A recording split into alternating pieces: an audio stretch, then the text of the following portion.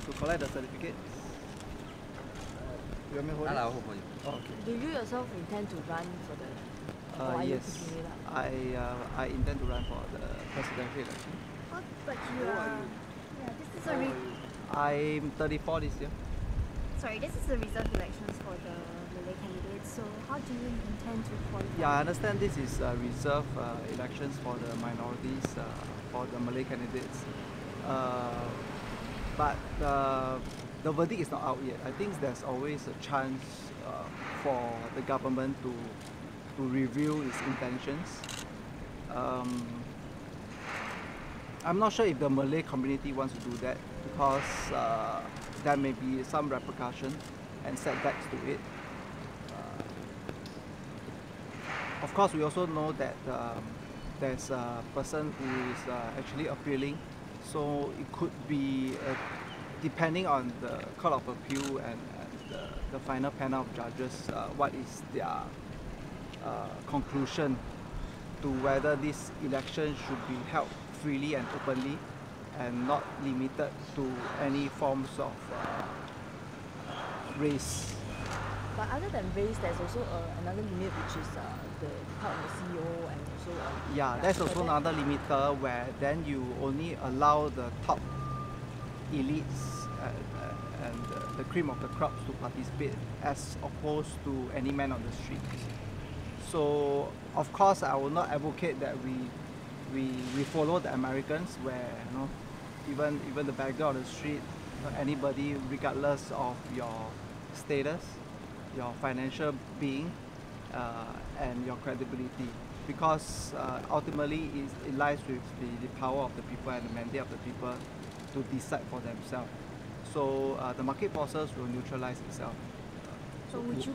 What do you think about your chances for presidency after unsuccessfully running previously for MP? Actually, I haven't been unsuccessfully so to speak, because you are judging from the angle that I wasn't even qualified. But let's say if I'm allowed to be qualified on an unconditional basis, I would suppose my chance would be no different from other candidates, because if you allow red carpet treatment, then there will always be a pool of people that you are not be able to reach.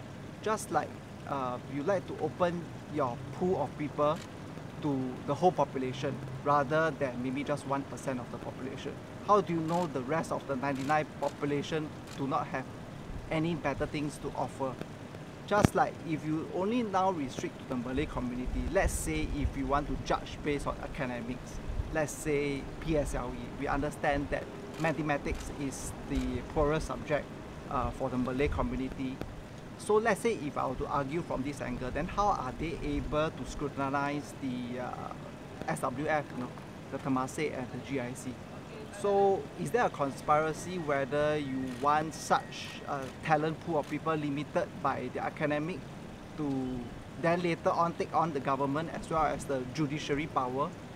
Or would you like the Malay candidate to win on an open basis, then we can discount that they are not limited by their qualifications? So is there any reason why there's this persistence in the elections over and over again, and what are some of the messages that you want to mention to bring up? Can you repeat that question? Okay, what's the reason for persistence in elections over the past and also for this one, and what's the message, key message? Okay, I see that because you see that this is probably my third time coming and I'm still coming, right? Yeah.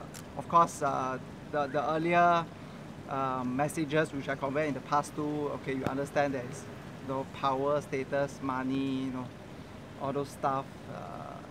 I think I'm doing this by instinct. I just feel like walking in. I just feel like doing it. I feel that probably I'm better than the rest of the candidates, until proven otherwise. I like the challenge of pitting. Then the ultimate winner can be decided, based on merits and other forms of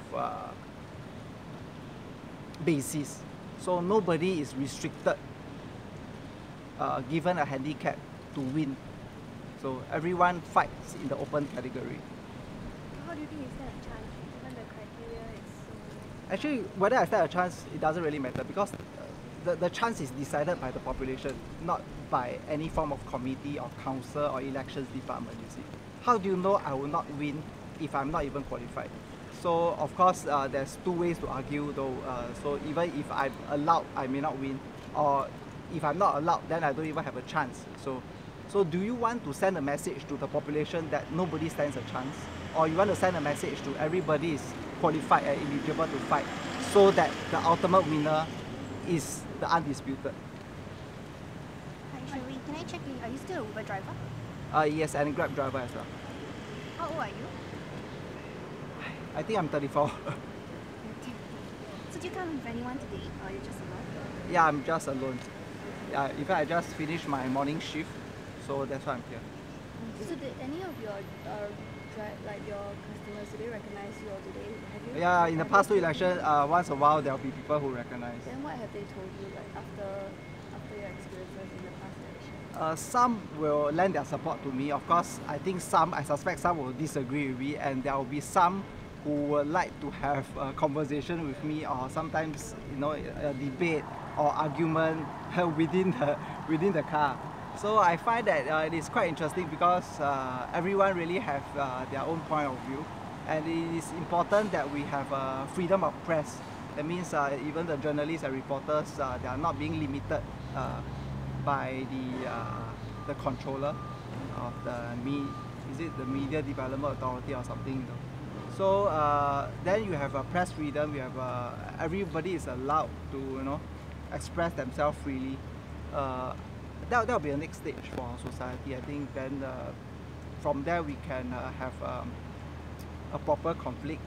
We understand truly each other's race and religion's point of view. It is okay to have a bit of chaos and conflict. I think we are mature enough to bring to the next stage. Is it possible to leave your mobile number so that we can, if you want to follow up anything, that it will be easier for us to contact you? Is that okay with you? I think that shouldn't be a problem. Yeah, so your number please. 9138 Okay, 9793. 9793. Okay. Thank So you. can you show me the form? Just Oh, take a I haven't